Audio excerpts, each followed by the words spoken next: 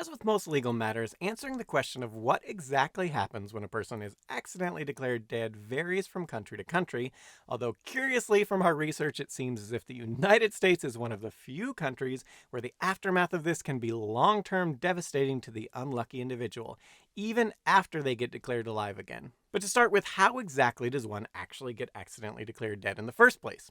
It turns out, in pretty much every nation, most of the time simply via clerical error.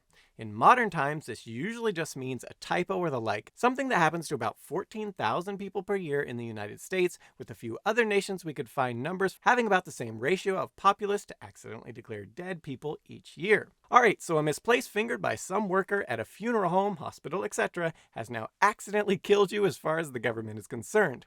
So how do you fix it? It turns out correcting such a mistake pretty much everywhere we looked at in theory is as simple as walking into the appropriate government office and letting the fact that you just walked into the government office speak for itself. After, of course, you provide sufficient identification to prove you are who you say you are.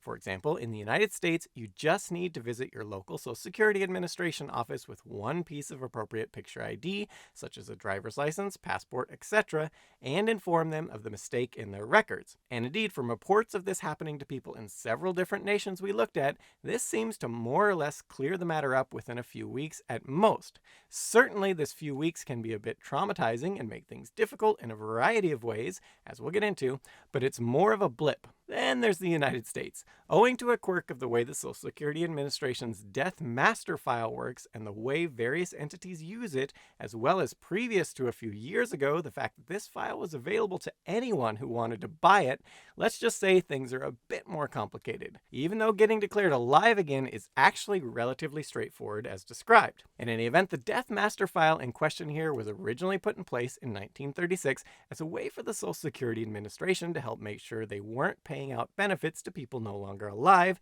and for other use internally. In fact, the Social Security Administration explicitly notes that this data should not be used as a definitive record of who is alive or dead in the United States.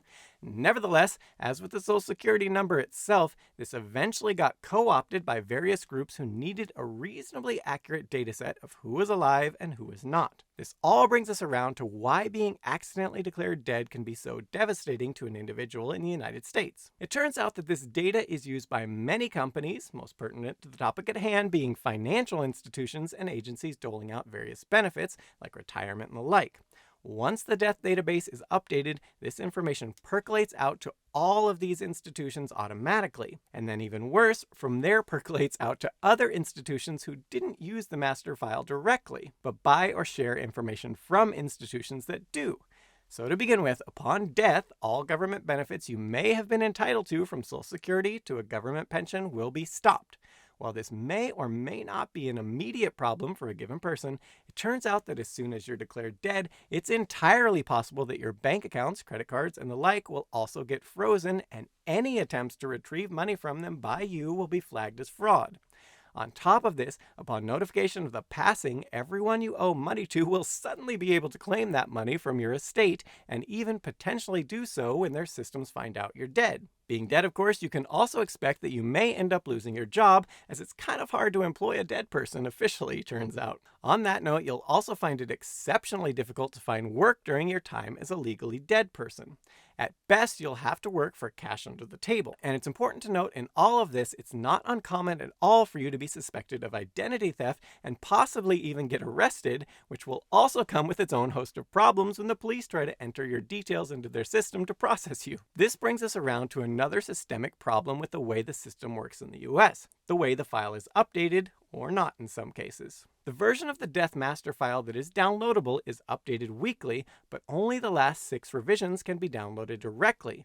And if you want to go any further back than that for the full list, you have to order a copy loaded onto a CD. The problem here is that if the institution updates irregularly, they might completely miss the revision that you were actually declared alive again, with this marked in the file with a D, indicating your records should be deleted from any copies of the database stored by these various institutions. Miss that revision, and your name will remain in these systems' databases. On top of that, many institutions that don't use the death master file do buy and share such information from other institutions who may for a time have that erroneous information.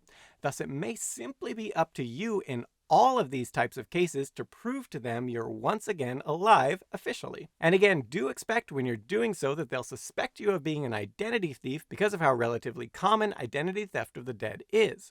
Also, even if you do manage to convince the world you're alive, there's always the chance that someone somewhere will get their hands on an outdated version of the Death Master file and accidentally kill you again in whatever system they use, which in turn might get shared around even further, even potentially to institutions you've already proven you were alive to, but now you may have to do it again. To be fair, it's noted that much like in most countries we looked at, once you've satisfactorily proven to the Social Security Administration you're indeed still alive, it generally takes only a few weeks at most to fix in their database, though there are exceptions where it will sometimes take a little longer. Further, the Social Security Administration will then issue you with an erroneous death case third-party contact, which you can use as proof of you not actually being dead and not being an identity thief when dealing with banks, hospitals, or any other service or person that currently believes you're not alive. Sometimes even this isn't enough though, and some financial institutions especially are still noted as being difficult to convince that you're not a zombie. Again, real identity thieves are rather good at forging things,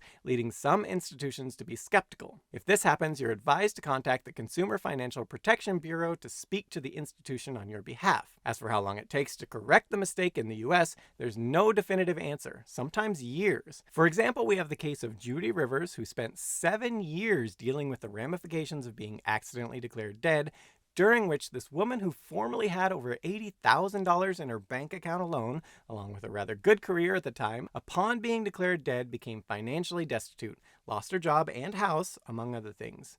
In her own words to the Senate Committee on Homeland Security and Government Affairs, "I could never have imagined I would reach the point of hopelessness, homelessness, loss of reputation and credibility, unable to obtain a job, an apartment, a student loan, or even a cell phone. Suspected as an identity thief by nearly every apartment manager or human resource director I encountered became a way of life. Each time I got into my car, I was panic-stricken that the police would stop me and I would have to try and prove my identity." So yeah, in short, if you live anywhere and are accidentally declared dead by your government, expect the next month or two to be a bit of a living hell. But as far as we can find, this usually gets cleared up pretty quickly, with exceptions. But if you live in the United States, just because of some quirks about how the system works there, as one Liz Weston of the Denver Post aptly noted, if the Social Security Administration thinks you're dead, you might wish you were.